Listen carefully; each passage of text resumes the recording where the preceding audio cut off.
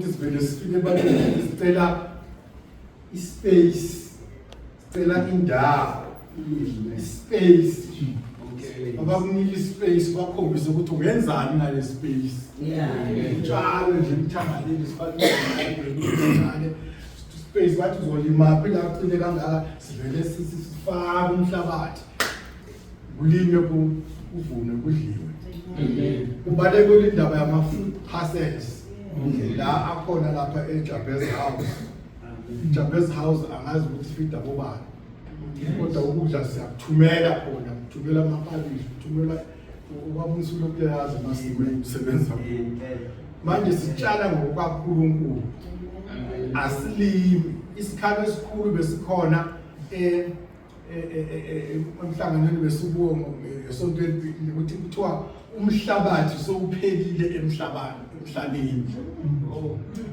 Umhlabathi wokutshala sewuphelile ukhukhulekile ngoba abantu abalimi abanalwazi lokulima baphendula umhlabathi bakhipha idodi emhlabathini bayimixe dumping site kanti lezi zinto bazikhipha la fanele zibuyele emhlabathini ukuze utshani ubambe umhlabathi.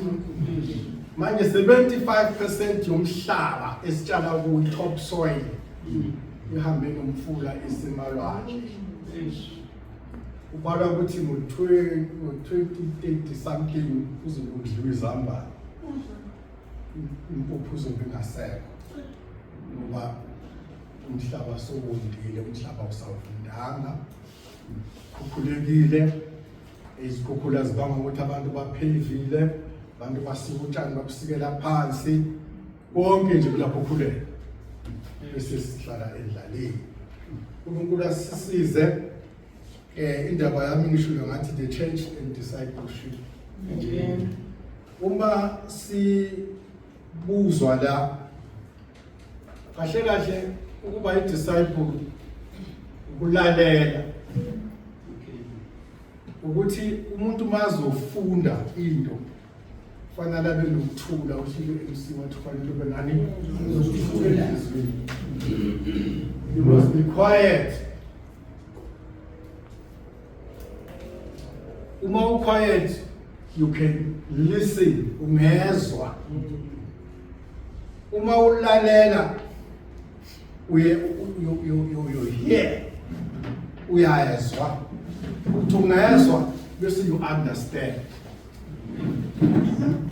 Kune process yokufikisa endaweni yokuqonda ukuthi lokhu kuyilokho. Ngiyaqonda lokho ngoba ngicale ngani ngokuthula, ngalalela, ngezwa, ngaqonda. Emva kwalokho ngenza lokho ngikuqondayo. Haleluya. Amen.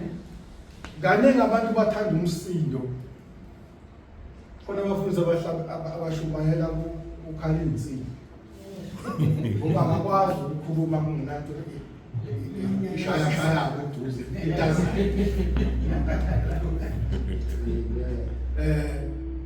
Ngenxa yokuthi ukuthula akukho.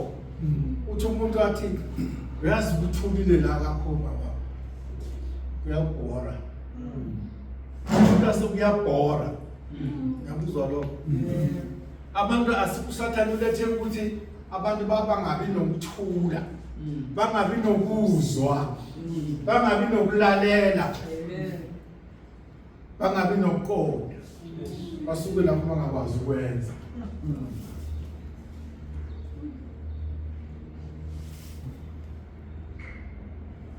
Angazi ukuthi ezimpilweni zethu lokho sikwenzayo uthi uma sifunda kule verse Acts chapter 1 verse 8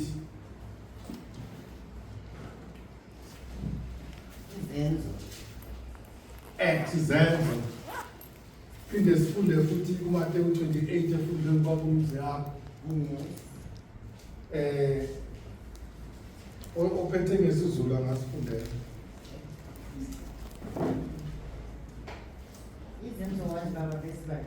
Verse 8.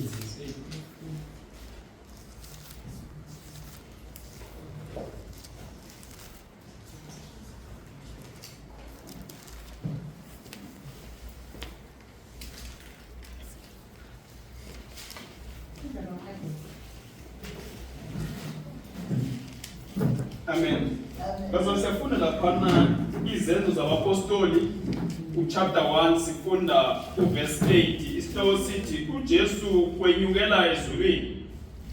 Verse 8 ithi kodwana nizakwamukela amandla lokha umoya uthwengileko nasele ehlela phezulu.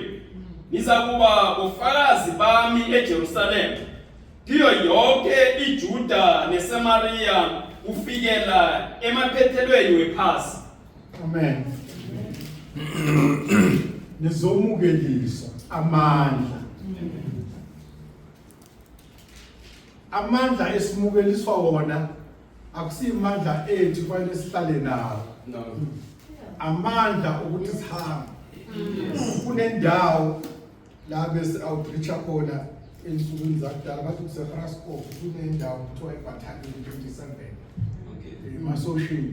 Amen. Manje iBattalion 27 lapho amasosha ayaphuma ayotraina lesasikhathi sakudala kuthiwa kuyiwa abantu ama-student abamhlophe asedimilitary waya khona bathunyelwa khona le. Manje mabafika le batrainwa ukuthi bazovikela izwe kuma-terrorists.